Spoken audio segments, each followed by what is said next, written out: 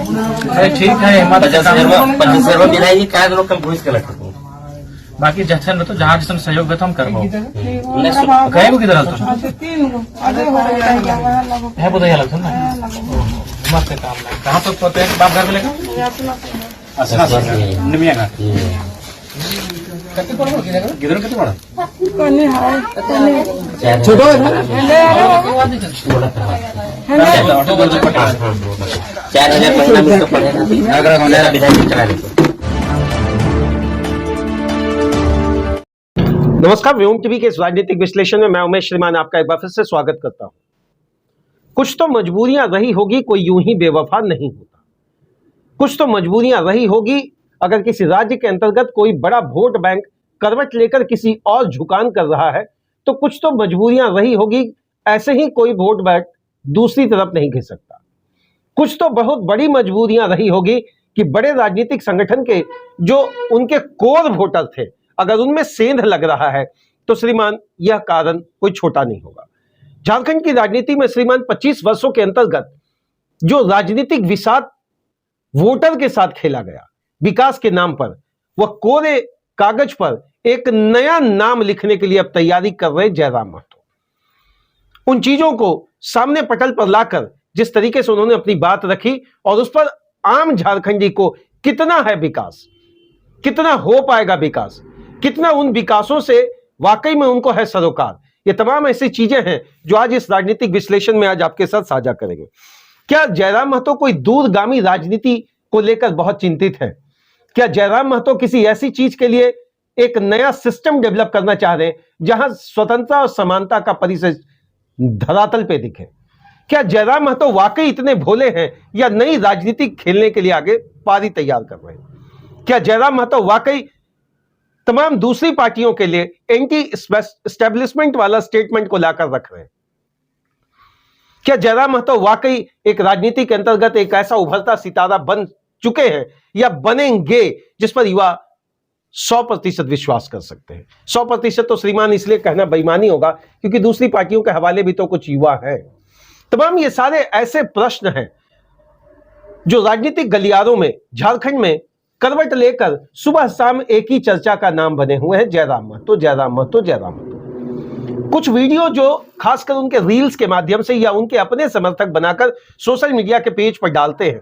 Social media का जो सबसे बड़ा हथियार आज उनके हाथ लगा, जिससे उनकी न केवल लोकप्रियता बढ़ी बल्कि वास्तविक स्थिति में राजनीति करने का एक नया सिस्टम डेवलप करने का कोशिश उनके समर्थकों के द्वारा किया जा रहा है।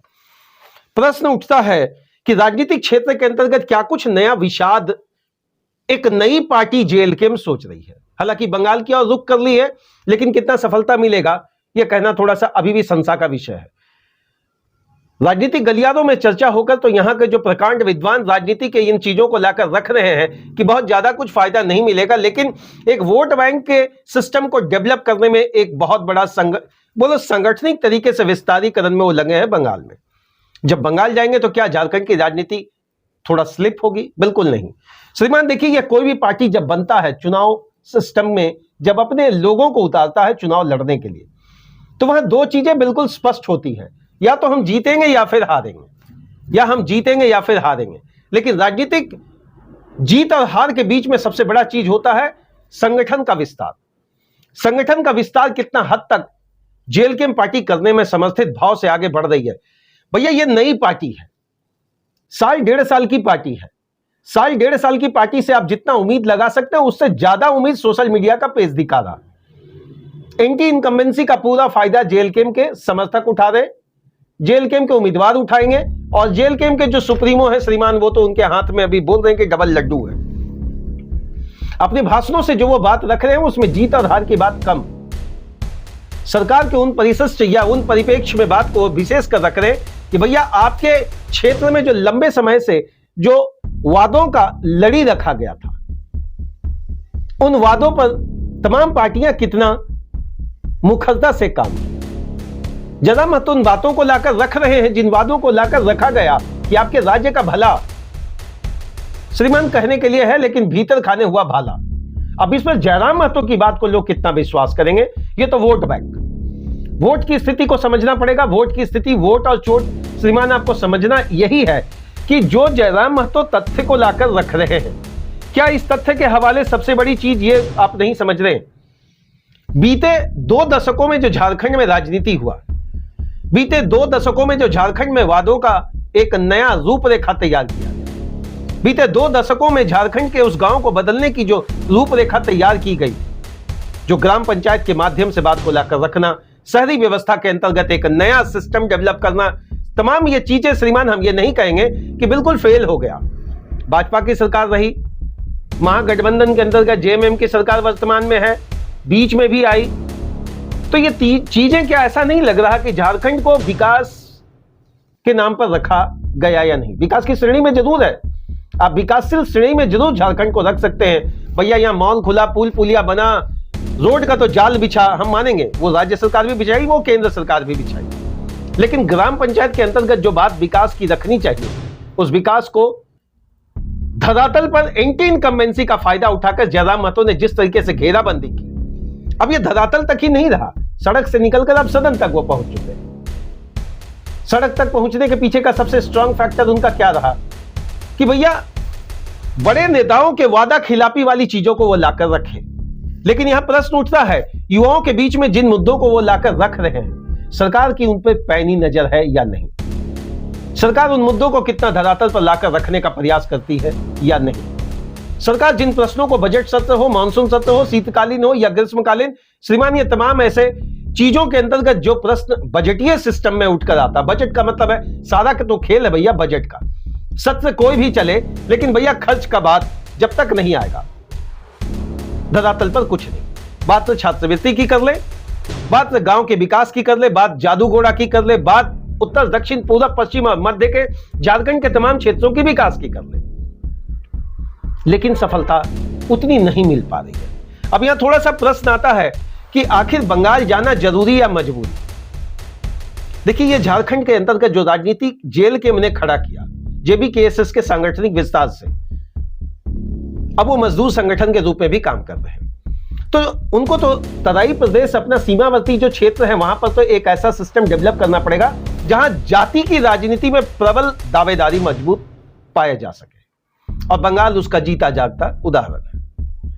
जीता जागता उदाहरण में यहां सबसे बड़ा जो सिस्टम में अभी जयराम महतो की पार्टी को एक बड़ा चुनौती का सामना जो करना पड़ रहा, जो मेरे एनालिसिस फॉर्मेट से ये हमको लग रहा, सबसे पहला संगठन की कमी, इसलिए वो सीमित क्षेत्रों पर जा रहे हैं, सीमित लोगों से मिल रहे हैं। एक स्टेटमेंट उन्होंने दिया था, भैया अभी असम नहीं जाएंगे क्योंकि हमारे पास हेलीकॉप्टर का खर्चा नहीं है, हवाई जहाज में हमारे लोगों को लाने ले जाने का उतना खर्च हम नहीं है, अभी जहां तक हमारा सीमावर्ती क्षेत्र है वहीं पर राजनीति को मजबूत करेंगे। तो नेटवर्क तो नो डाउट उनका अभी कमजोर है, लेकिन इंफ्रास्ट्रक्चर की जब बात करें, इंफ्रास्ट्रक्चर में भी जेल कैंप पार्टी अभी पूरी तरह से सक्षमता के साथ आगे नहीं है।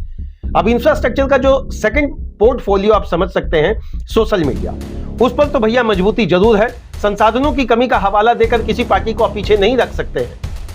तमाम राजनीतिक दल, चाहे वो भारतीय जनता पार्टी हो या बंगाल में टीएमसी की बात कर ले या कांग्रेस या जेएमएम की बात कर ले, पहले हल्के में ले रही थी जेल कैंप को, लेकिन जब विस्तारीकरण की बात आई, जब वोट बैंक तो बात की बात आएगा, जब भीड़ वोटर नहीं है। मैंने भी पहले भी कहा है, तमाम पार्टी के लोग कहते हैं, तमाम चैनल वाले भी कहते हैं भीड़ वोटर नहीं है, लेकिन उसी से वोटर बनता है। तो ये जो भोलापन है राजनीति के अंतर्गत, मुझे तो लग रहा है कि राजनीतिक विषाद कम और एक इतिहास रचने का तैयारी चल रहा है। वह इतिहास जिसमें 3 चीजें स्पष्ट है, युवा आएगा, युवा ही बनाएगा और युवा ही श्रीमान कुछ करके दिखाएगा। युवा आएगा, युवा बनाएगा, युवा करके दिखाएगा। तो तीनों विषाद के अंतर्गत जो युवा पर विशेष फोकस है, यंगस्टर्स को अपनी पार्टी में जोड़ना, यंगस्टर्स को अपनी पार्टी में जगह देना, यंगस्टर्स को अपनी पार्टी में एक नया मैनिपुलेशन पॉलिटिक्स क्रिएट करने के लिए, एक नया सिस्टम डेवलप करने में मुझे लग रहा है यहां प्रबल दावेदारी के साथ आगे आए हैं। ये तमाम ऐसी चीजें हैं, राजनीतिक गलियारों में आप चर्चा का विषय तो जरूर बना सकते हैं, लेकिन हकीकत यही है कि जब आपकी पार्टी के अपने पुराने साख के कोर वोटर घिसकते हैं तो आखिर वो किधर जा रहे हैं। तमाम ऐसे मुद्दे हैं जो आने वाले समय में फिर आपके साथ चर्चा का विषय बनेंगे, लेकिन झारखंड की राजनीति से निकलकर बंगाल की राजनीति में धमक और चमक के बीच में जो विषाद बिछाया गया लंबे समय से, उस विषाद को तोड़ पाएंगे कि नहीं जयराम महतो, या सांगठनिक विस्तार में केवल सीमित रह जाएंगे। आने वाले समय में इसका विश्लेषण करेंगे। तब तक के लिए झारखंडी जोहार।